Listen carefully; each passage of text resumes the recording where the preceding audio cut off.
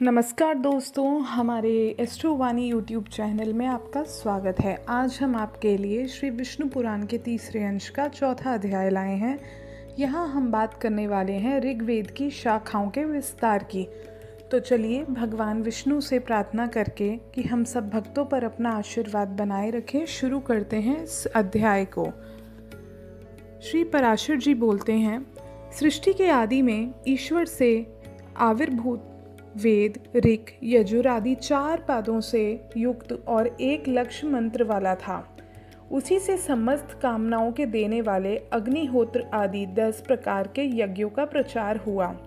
उसके बाद 28वें द्वापर में मेरे पुत्र कृष्ण द्वैपायन ने इस चतुष्पाद युक्त एक ही वेद के 4 भाग किए। परम बुद्धिमान वेद व्यास ने उनका जिस प्रकार विभाग किया है, ठीक उसी प्रकार अन्य वेद व्यासों ने तथा मैंने भी पहले किया था। समस्त चतुर्युगों में इन्हीं शाखाओं भेदों से वेद का पाठ होता है। भगवान कृष्ण द्वैपायन को तुम साक्षात नारायण ही समझो, क्योंकि संसार में नारायण के अतिरिक्त और कौन महाभारत का रचयिता हो सकता है। द्वापर युग में मेरे पुत्र महात्मा कृष्ण द्वैपायन ने जिस प्रकार वेदों का विभाग किया वह सुनो। जब ब्रह्मा जी की प्रेरणा से व्यास जी ने वेदों का विभाग करने का उपक्रम किया तो उन्होंने वेद का अंत तक अध्ययन करने में समर्थ 4 ऋषियों को शिष्य बनाया। उसमें से उन महामुनि ने पैल को ऋग्वेद, वैशंपायन को यजुर्वेद और जैमिनी को सामवेद पढ़ाया तथा उन मतिमान व्यास जी का समुंतु नामक शिष्य अथर्ववेद का ज्ञाता हुआ। इनके सिवा सूत जातीय महाबुद्धिमान रोमहर्षण को महामुनि व्यास जी ने अपने इतिहास और पुराण के विद्यार्थी के रूप में ग्रहण किया। पूर्व काल में यजुर्वेद एक ही था, उसके उन्होंने 4 विभाग किए अतः उसमें चतुर्होत्र की प्रवृत्ति हुई। इस चतुर्होत्र विधि से ही उन्होंने यज्ञ अनुष्ठान की व्यवस्था की।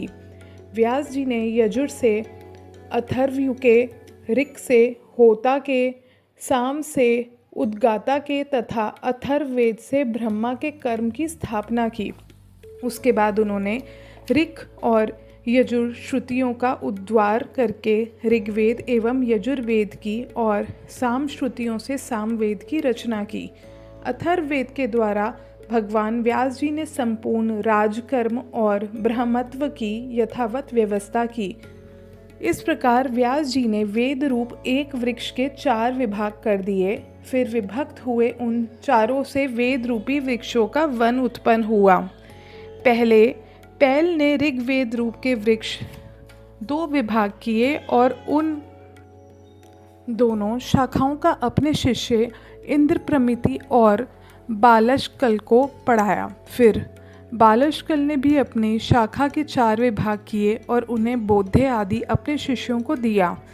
बालशकल की शाखा की उन 4 प्रतिशाखाओं को उन्होंने शिष्य बोध्ये, अग्निमाड़क, याज्ञवल्क्य और पराशर ने ग्रहण किया। इंद्रमति ने अपनी प्रतिशाखा को अपने पुत्र महात्मा मांडुकेय को पढ़ाया। इस प्रकार शिष्य प्रशिष्य क्रम से उस शाखा का उनके पुत्र और शिष्यों में प्रचार हुआ। इस शिष्य परंपरा से ही शाकल्य वेद मित्री ने उस संहिता को पढ़ा और उसको 5 अनुशाखाओं में विभक्त कर अपने 5 शिष्यों को पढ़ाया। उसके जो 5 शिष्य थे उनके नाम सुनो। मुद्गल, गोमुख, वात्स्य और शाल्य तथा 5वें महामति शरीर थे। उनके एक दूसरे शिष्य शाकपूर्ण ने 3 वेद संहिताओं के तथा चौथे एक निरुक्त ग्रंथ की रचना की। उन संहिताओं का अध्ययन करने वाले उनके शिष्य महामुनि क्रौच, वैतालिक और बलाक थे तथा निरुक्त का अध्ययन करने वाले एक चौथे शिष्य वेद वेदांग के पारगामी निरुक्तकार हुए। इस प्रकार वेद रूपी वृक्ष की प्रतिशाखाओं से अनुशाखाओं की उत्पत्ति हुई। बाष्कल ने और भी 3 संहिताओं की रचना की। उन संहिताओं को पढ़ने वाले शिष्य कालायनी, गार्गीय तथा कथाजव थे। इस प्रकार जिन्होंने संहिताओं की रचना की वह बहुवृक्ष कहलाए। इस प्रकार श्री विष्णु पुराण के तीसरे अंश का चौथा अध्याय समाप्त होता है। अगले यानी 5वें अध्याय में हम शुक्ल यजुर्वेद तथा तैत्तिरीय यजु शाखाओं का वर्णन करेंगे। आशा करते हैं आपको हमारी वीडियो को सुनने के बाद ज़रूर कुछ ना कुछ सीखने को मिला होगा, जानने को मिला होगा। हमारी वीडियो को ज़रूर लाइक करें, साथ ही चैनल को भी सब्सक्राइब करें।